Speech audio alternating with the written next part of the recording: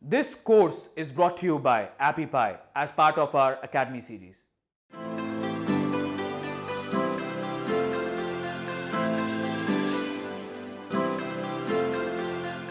Now we have to find new customers in the areas we are serving our business. So there are basically two ways: set up a radius around your business or set up specific areas. But in my opinion, set up a radius around our business is better one, because here the city name is there, state name is there, pin code and the country name, and we can choose the kilometer radius. Yes, there is no effect in the cost if we choose 65 kilometers or if we choose 5 kilometers.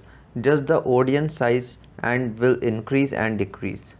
Here if it is 45 kilometers, then the audience size will be 17761,947 people per month. It is the estimate of how many people search on Google in your selected locations. And here you can see it does not affect our cost. Now let's see set up specific areas. Here we can add city, state or a country name. So if my business is in the India and I want to add a new city or a state, let it be Maharashtra, India, so I can add it Maharashtra.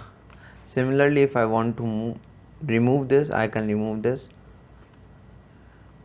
But setting up a radius around your business lets more customers come to your website and it increases your traffic finally. So let's move ahead.